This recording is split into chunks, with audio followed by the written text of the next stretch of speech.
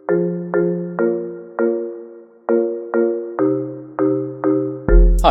I'm Matt Rinchler, Associate General Counsel with Illinois Realtors, back again to continue the series on New Year, New Laws in Illinois. At the federal level, 2025 will bring new requirements for corporations, including real estate corporations and, in some cases, real estate agents, for new disclosures to the Department of Treasury's Financial Crimes Enforcement Network. In 2021, in response to concerns that financial crimes, including money laundering, were not being adequately traced or tracked, the federal government implemented new requirements to go into effect in 2025 that require corporations that have filed as a corporation in a state such as Illinois to report what it defines as beneficial owners for reportable companies. You might ask yourself, what is a reportable company? The statute and rules generally define reportable company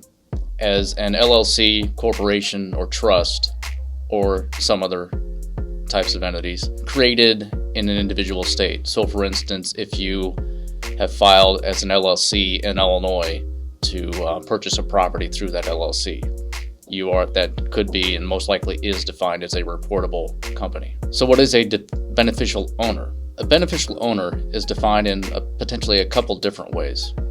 One way may be the individual has 25% or more ownership of the entity, such as the LLC, corporation, or trust. And another way may be the individual has substantial control, either directly or indirectly, over the LLC, corporation, or trust, or other type of reportable company. There are some exceptions to this definition, of course.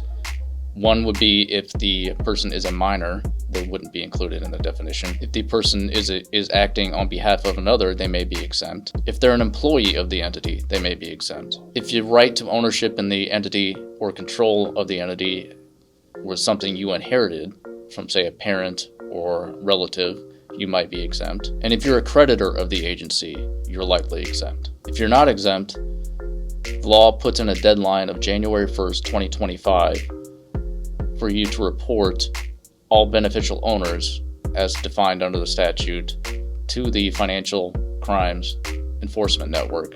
For real estate agents, it's likely that you are not what's called a beneficial owner. However, the Act will put in place, beginning December 1st, 2025, new requirements to file what is called a real estate report with the Department of Treasury's Financial Crimes Enforcement Network. This new requirement to file these real estate reports essentially requires you to file a report when you conduct what's called what they determine to be a high-risk transaction. So what is a high-risk transaction, you might ask? Through the statute and its rulemaking authority, they generally define high-risk transactions as non-finance transfer of ownership in residential property. So as an example, if someone would come to you to purchase a property, and instead of them as an individual purchasing the property, they have set up an LLC to purchase the property. And when they go to pay for the property, they don't finance through a bank, they just either pay cash or it's a gifted property, potentially. And the reasoning finance properties are excluded, they argue, is that the institutions such as banks, title companies, insurance companies, they are already regulated in this aspect.